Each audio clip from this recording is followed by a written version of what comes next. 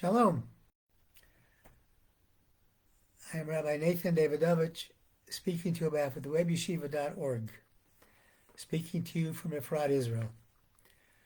I'm going to talk about a very important concept that is talked about in this week's Torah reading of Rabbi. And the concept I want to talk about is choices. How do we make the right choice? How do we choose the right path to go on? We have lots of choices in life. The Torah reading begins, Re'eh, see, Anochi nosei lifnechem hayom, bracha klala. See that I am putting before you today a blessing and a curse. As habracha, the blessing, asher tishmu el mitzvosai, if you listen to my commandments, el mitzvos Hashem Elokeichem, the commandments of the Lord your God, asher anochi mitzav eschem hayom, that I command you today, v'aklala, im lo tishmu el mitzvos Hashem Elokeichem, if you the curse, if you don't listen to the commandments, v'sarta min haderech, and you turn away from the path, asher anochi mitzav eschem hayom, that I command you today.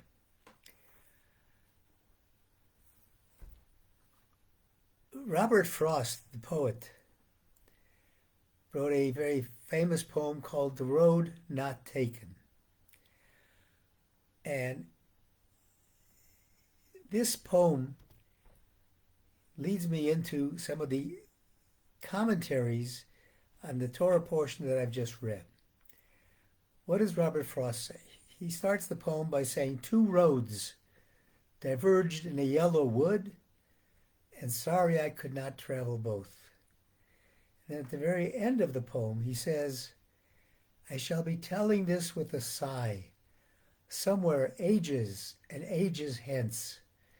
Two roads diverged in a wood, and I took the one less traveled by, and that has made all the difference. Sometimes we choose to take what appears to be the easier road to take. We're afraid to face the challenge of a more difficult road. The Das Zikanim, the Tosfos from the 12th century, way preceding Robert Frost, said very interesting. He said, what does this mean? The blessing that I set before you today, you'll have the blessing if you follow the path, you follow the right path. You'll have curses if you don't. And he gives a parable. He says, there's an old man. He's sitting at on the road. The road is diverging into two different directions. And there's the two different directions. One of the roads, you look at it, and it looks like there's kotzim, thorns, things at the beginning of the road. But then it becomes clear after that. And the other road looks clear at the beginning, but in the end it's going to have lots of thorns, impediments, and so on. And people ask him which road he should take. And he tells them, he says, even though at the beginning this road looks more difficult, after that it gets much easier. So the people looked at him and said, no, what does this guy know? He's an old man. And obviously it's going to be much easier if I take the road. This road is clear in front of me. I don't have to worry about what's going to happen later on. So he says, you can see that what happens is those that take the easy road at the beginning, he says, in the end, It's like a person who wants to do the easiest thing, and what happens? He'll stumble in keeping the commandments of God, and he'll go after what his heart wants him to do rather than what God commands us, and he will find himself in trouble, as opposed to the person who doesn't take the road that is more easily traveled upon. He takes the road that ultimately will lead him to an easier life, to a life of fulfilling God's commandments. It may be difficult. There may be stumbling blocks and thorns at the first part of the road. Earlier in your life, when you're learning things, it's much easier to take the easy way out. Many times we have a decision that we make based on that same thing. We take the easy way out, and that's not the way to do it. And he says if you work hard at first and you take the more difficult road, but then it'll become an easy road, then you will merit to receive the blessing not only in this world but in the world to come, and not the curses. The Sforno says something very interesting. Sforno is a commentator in about the 1500s, an Italian commentator who was also a philosopher and a doctor. And he says on Ra'eh, when it says to see, he says, pay attention that you won't be like the nations of the world who relate to everything half-heartedly, always trying to find a middle ground.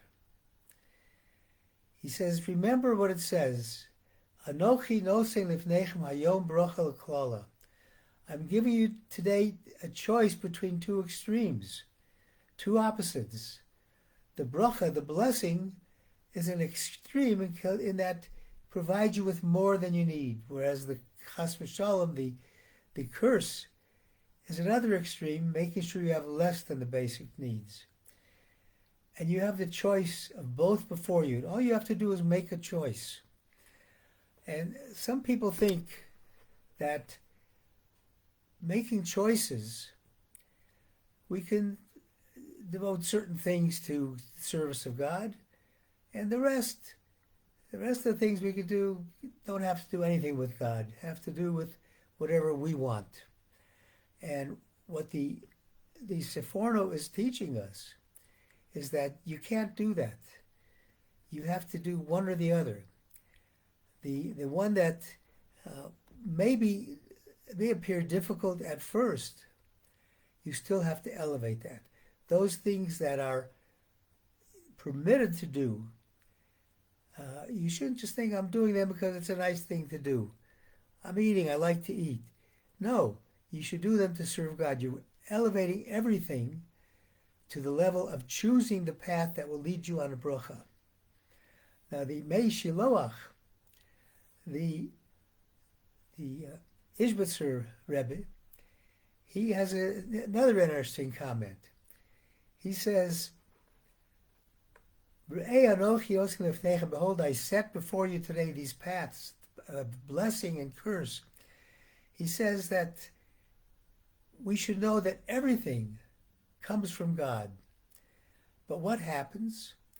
He says it's the custom of a human being to scream out and cry out in a time of difficulty and ask, why is this happening to me? But at a time where things are good, his eyes sometimes become clouded over, and they don't see that this good is coming from God. And he says, I've got all this great stuff because it's my power. Kochi v'atzmi v'otzem yadai asuli as chayil azos. The power of my hands did this. So therefore, the Meshloach says, God is showing us, telling us to look and see that everything comes from God. Let us choose the right path. Not necessarily the easy path, but the correct path to get us to a life that we want to live.